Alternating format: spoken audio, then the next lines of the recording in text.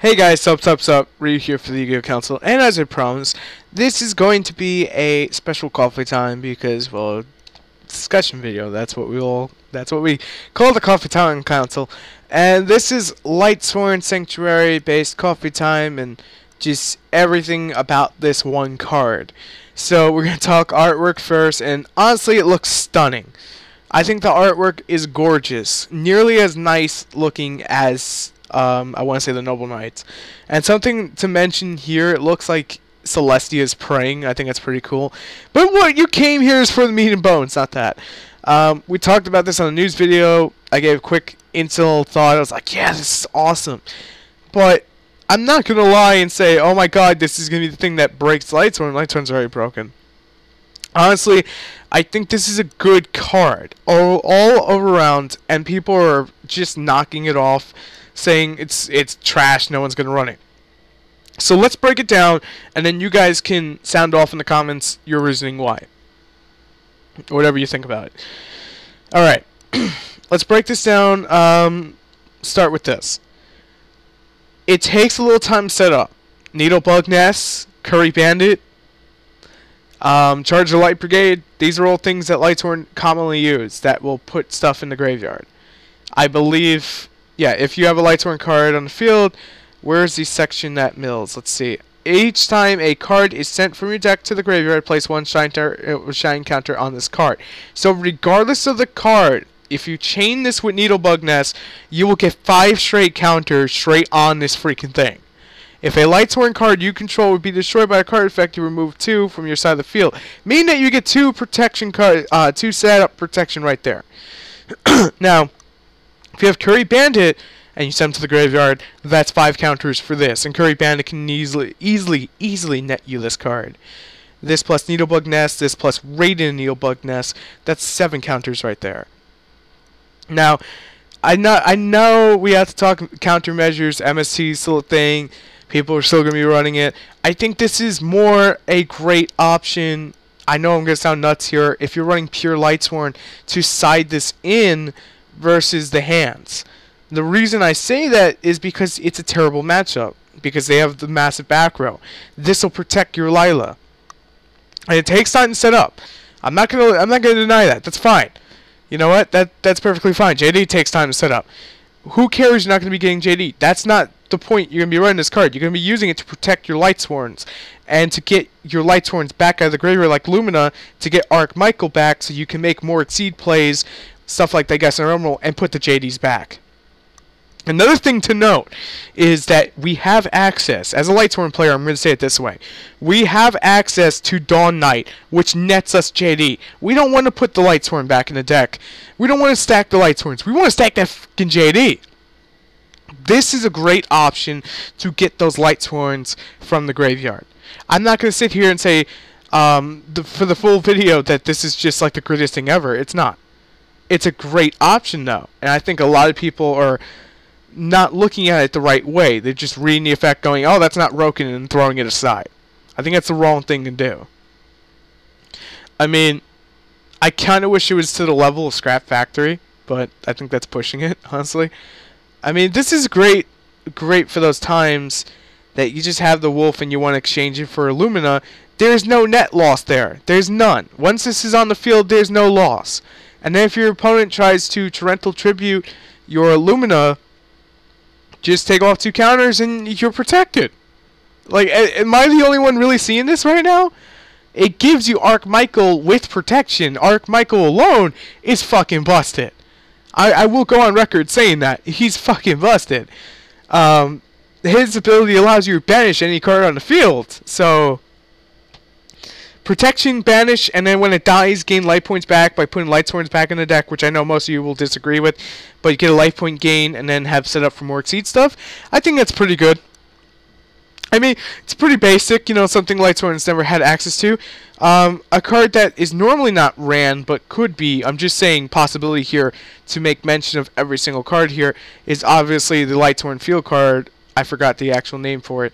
And LightSworn Sanctuary, I think it is. It's a trap card that you mill to every time they attack into a LightSworn. This does set up nicely for Celestia. I don't like Celestia, but it sets up nicely for Celestia. Are we going to see this outside of anything but pure or budget builds? Hell no. There's no reason to run it in those decks. I'm sorry. Just really no reason. I think this is a great option for pure. I think it's a terrible option for everything else. And I like the way Konami's trying to sell it and market this to us. By look, you know, you don't get stopped by fire and ice hands and artifact sanctum. Yeah, the card can protect itself. So when you do drop JD, that is a thing. But I'm not here to talk about all the pros. I'm here to talk about the freaking card itself. I do want to make one quick mention. They mentioned 4 new cards. This being 1, Archmichael being 2, Raiden being 3, and Minerva being 4. They do have on the Konami site, I did double check before I made this video, the deluxe edition mentions LightSworn. So that means Felice will be in the Duelist Alliance, which comes out in August. So we'll have a few months to wait, and most likely she'll probably be something Hollow based. I would be surprised if they made it a rare, and then, because the deluxe edition box is going to be LightSworn based, and this will probably be featured on there. But personally, will I be running this is the big question. That's what a lot of you are asking. What does this, what does this mean for Monster Reincarnation? In all absolute ways of LightSworn, I could see this being ran either over Monster Reincarnation or not being ran at all. The deck does have Dawn Knight, and I love how Konami tries to market this shit. I really do. Had it protect JD, that'd be even stronger and more retarded.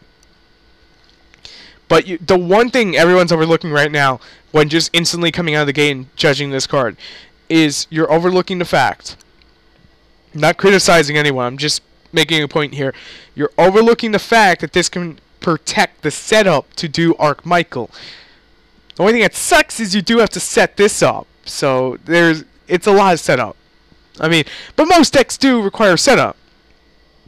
But LightSworn don't really need it because they retain a lot of speed. So it's like Solar Recharge, Mill 2, that's 2 right there, and you're good to go. It's that quickly. Play this set Raikou flip, get 3, you're set up already. It's not that hard to figure out that this card is pretty good. But just keep in mind, if you're playing like Twilight or Dragon Ruler based or Chaos, this is not going to work out nicely for you. Monster Reincarnation is a better option. Now, I love how, one thing I have to mention that I've been seeing a lot is, it doesn't get JD.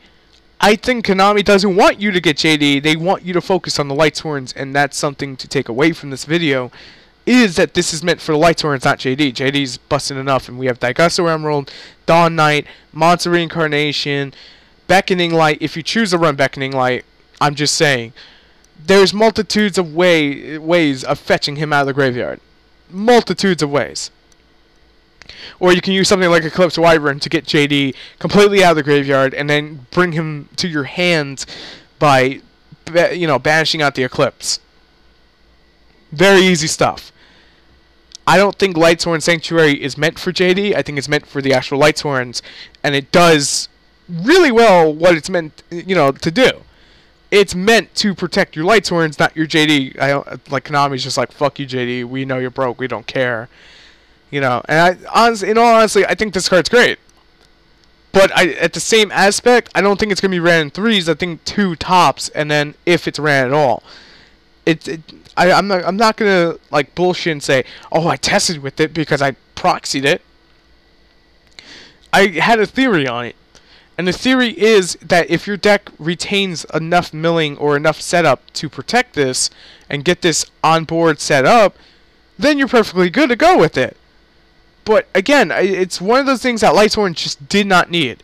If Konami really wanted to break a card, now I'm going to start talking a little bit negative on this card. It sucks that, if this card's milled, it's just milled. If it was milled and you get to bring it to your hand or play it on the field, this card would be freaking amazing. Everyone would be like crying tears of joy. But to have to basically get it to the hand and hope to God you don't mill it, that makes it suck right there. Now, it can also be MST'd. It's a continuous spell card. We all hate continuous spell cards. I thought Konami understood this. It's a joke. It's a running joke. I do like, however, that it can protect itself, but at the same time, you have to do the setup to get the protection, making it a negative. But really, the artwork looks nice. Doesn't matter. Card's still kind of bad. But to be fair, it's in the middle. It's not great. It's not bad. It's in the middle. I like it. I don't know how you feel about it, and that's why I'm asking you to put that in the comments. Now, the other thing I have to mention, and I know a lot of people can get a little bit angry at me for saying this. Had a Charger Light Brigade said any LightSworn based card, then this would have that much more playability. I'm not saying it should. I'm not. I'm just saying it would have that much more playability. And I love how Konami says, oh, run 3 Celestia. Like, no. How about we run 1 to 0 and we're okay? You know, to me, Celestia is more of like a side card just for those situations you need. Now, again, Konami goes on to say, well, Foolish Burial and all this other stuff. These are all great options. Not going to lie. These are all great options. But when constructing your deck to include this, it's going to have to be focused around it. And how much do you want to dedicate yourself to really running one card?